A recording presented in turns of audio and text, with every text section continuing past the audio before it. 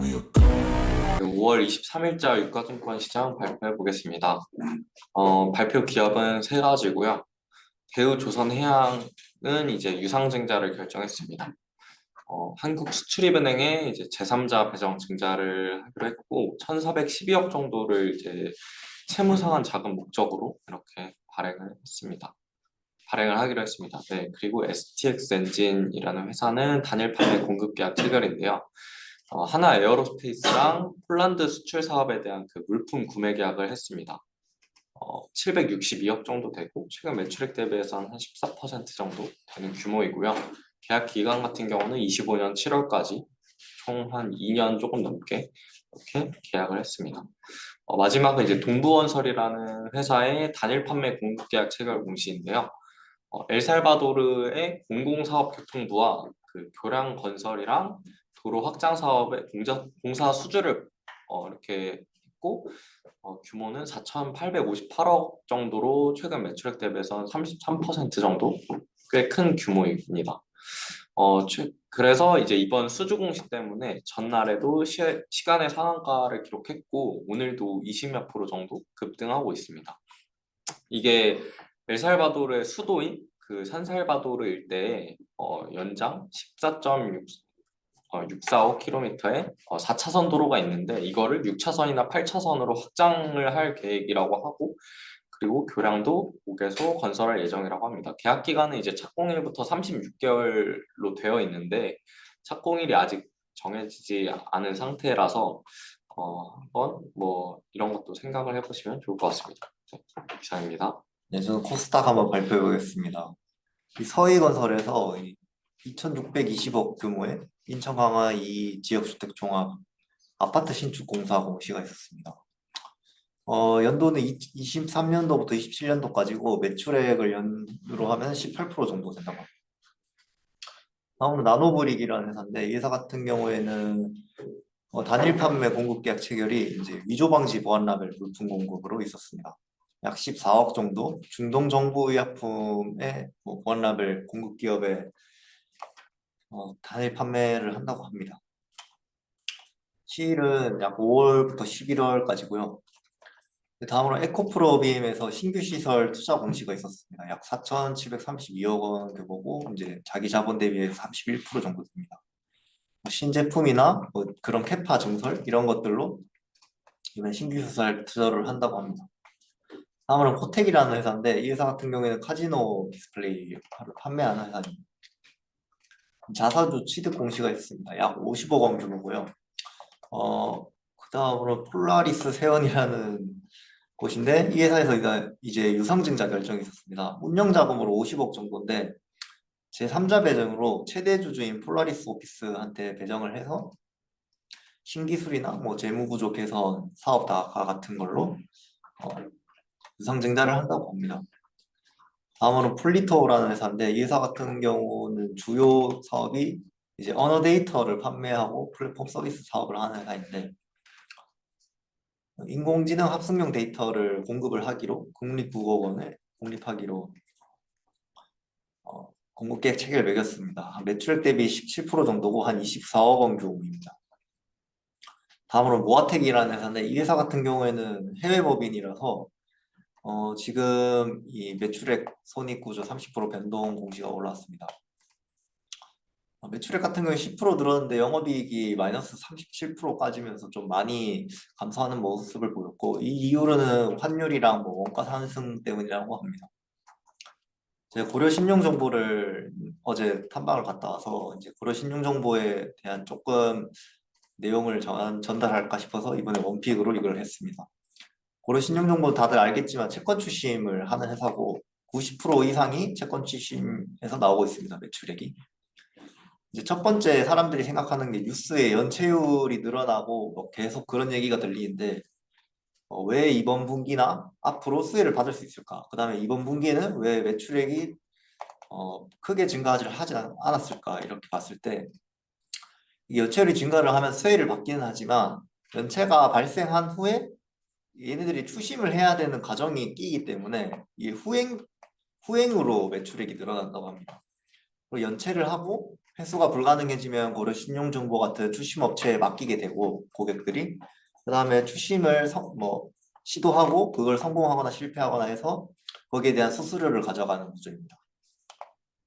그래서 추심을 하려면은 추심 대상이 돈이 있어야 돼가지고 오히려 경기가 좋아지거나 금리가 내려가야 돼야 이제 수혜를 또 동시에 받을 수 있다고 합니다. 이번 연도 내부 가이던스는 1,600억으로 작년보다는 10% 내외로 이제 증가하는 모습을 보일 것 같다고 보수적으로 출정을 하고 있다고 합니다.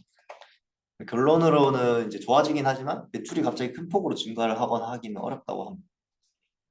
이제 최근 이번 분기 영업이익이 좀 줄어들었는데 그 이유가 이제 직원이 조금 고용을 많이 해서 그렇다고 합니다. 환관비 때문인데 이제 고객들이랑 뭐 개인 고객이나 여러 가지 고객들이랑 금융사들이 있었는데 이게 5대5 비율로 그 매출이 나오고 있었는데 최근 금융사 쪽에 일이 많아지면서 금융사 쪽은 위임보다는 정직원 채용을 주로 하기 때문에 정직원 채용 비중이 높아지면서 이번 분기 감소가 있었고 환갑비가 증가했다고 합니다. 네이버 토스 이거 후불 결제도 얘네가 하는지 이제 질문이 있었는데 네이버 같은 경우에는 하고 있지 않지만 토스는 1년 전부터 고객으로 매출이 나오고 있다고 합니다. 그다음에 이제 최근 CFT 사태 같은 경우에도 고려 신용정보의 수혜가 아닐까 이런 이야기가 많았는데 보통 증권사 같은 경우에는 반대 매매를 하기 때문에 이때까지 고객이 아니었고 그 수심 요청이 들어온 적이 없었다고 합니다. 그리고 현재까지도 아직은 증권사 쪽은 없어서 이 부분은 앞으로 추이를 지켜봐야 될 것 같다고 합니다. 네, 이상입니다. 감사합니다. NX 준비해봤고요. 이번에 마이크로 NX 준비해봤습니다.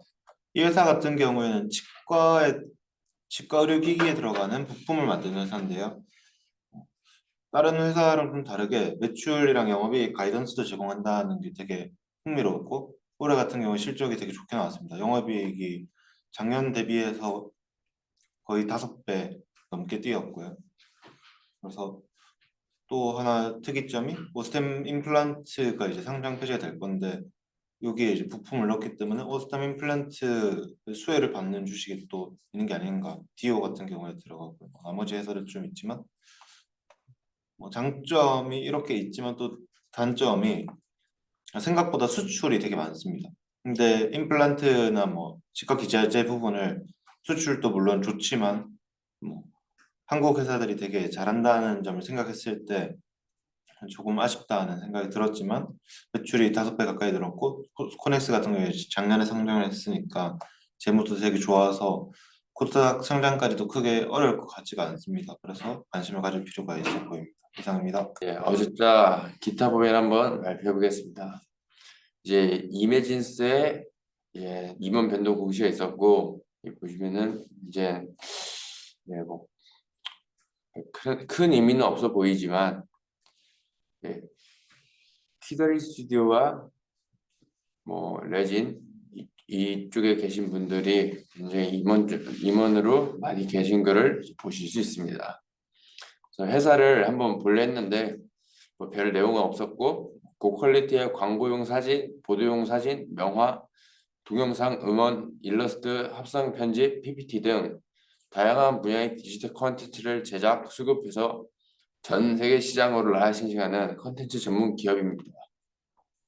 그래서 이걸 한번 제가 이번 주에 키다리 스튜디오에 탐방을 갔다 왔었기 때문에 이거를 저도 원픽으로 한번 선택을 해봤고 이 키다리 스튜디오는 뭐 웹툰 쪽으로 굉장히 좀 비즈니스 열심히 하고 있는데 이 웹툰이 그 OSM이라고 One Source Multi Use 이것 때문에 좀 어느 정도의 사람들이 좀 더 많은 관심을 갖고 좀 더 많은 멀티플을 줄 수 있는 게 아닌가 이렇게 한번 생각을 해봤는데 근데 저는 탐방을 갔다 와서 느낀 것은 이게 DP라고 정해인 뭐 구교환 주연의 그런 드라마가 있었습니다. 이제 그 드라마의 영상 IP가 6천만 원 정도에 팔렸다는 걸 듣고 이게 OSMU가 뭔가 그렇게 돈이 안 되는 그런 걸 수도 있겠다. 뭐 그렇게 한번 생각도 해봤습니다. 예, 감사합니다. 5월 23일 임원 및 대량 보유 공시 발표하겠습니다. 우선 APS의 그 배준환 이사님이 500주를 장내 매수하셨어요. 이 회사는 그 지주 회사인 것 같은데 지주 사업부에서 이제 한 80%의 매출이 발생하고 있고 그리고 뭐 투명 LED나 각종 필름을 만들어서 파는 회사입니다. 그래서 배준하 이사님의 평균 단가는 9,250원이고 현재 주가는 11,000원으로 꽤 많이 오른 상태예요. 네, 그다음 옵트론텍인데 옵트론텍은 이미지 센서용 필터하고 광학 렌즈 및 모듈을 제조하는 회사입니다. 그 옵트론텍의 박일웅 전무님이 천주를 장내 매수하셨고 평균 단가는 2,845원, 현재 주가는 3,165원입니다. 그다음 고려신용정보인데 이 회사는 그 채권 추심업을 하는 회사예요. 그래서 이동석 본부장님이 천주를 장내 매수하셨고 평균 단가는 9,900원, 현재 주가는 10,000원 정도입니다. 그 우선 고려신용정보 회사에 대해서 간단히 살펴봤는데 우선 올해 1분기에 매출이 369억 그리고 영업이익 10억, 당기순이익 31억 원을 달성했고요. 이 회사의 매출 비중은 우선 채권 추심업이 90%의 매출을 차지하고 있는데 이 회사는 그 국내 채권 추심업 그 시장 점유율 1위 회사입니다. 그래서 이 회사는 뭐 고금리, 고물가 이런 그 대외적인 영향을 많이 받고 있고 이게 왜 그런가 하면 우선 채권 추심업이 뭐냐면 그 부실 채권에 대한 그런 거를 대신 가져와서 이제 받아오는 그런 사업을 하는 건데 이게 말이 좀 이제 뭐 채권자의 유동성 확보 및 채무자의 신용 회복을 촉진한다고 돼 있는데 이 말이 좀 무서운 것 같아요. 네, 그래서 대부분 이제 용역 매출이 전부를 차지하고 있고 이런 용역 우수 인력의 유지 및 확대가 이 채권 추심업의 경쟁력이라고 합니다. 그래서 최근에 이런 기사가 났는데 5대 지방은행의 연체율이 2배 상승. 그래서 이게 이 회사의 좋은 뉴스라고 이제 많이 떠돈 그런 기사예요. 그래서 이게 왜 그런 거냐면 이렇게 되면 뭐 부실 채권들이 많이 늘어나서 이 회사한테 들어오는 매출이 늘어날 것이기 때문입니다. 최근 SG 사태로 은행권 연체율이 높아지면서 뭐 당사가 주목을 받고 있는데 앞에서 풀빵님이 말씀하신 것처럼 이런 SG 사태는 뭐 이 회사한테 크게 오는 게 없다고 합니다. 대신 요즘에 그 이금융권의 기업 연체율이 7년 만에 최고치를 기록했다고 해서 한번 주목해 보실 만한 것 같고 이제 뭐 금융 당국에서 부실 채권을 원래 캠코라는 그 공공기관 아마 그쪽에서만 매각할 수 있었던 걸로 아는데 이게 너무 높아지다 보니까 민간 이런 고려신용정보 같은 회사한테까지도 매각을 허용하는 쪽으로 얘기가 나오고 있다고 해요. 만약 이렇게 되면 이 회사의 매출이 큰 폭으로 늘 것이기 때문에 한번 지속적으로 관심을 가져보시면 좋을 것 같습니다. 네, 이상입니다.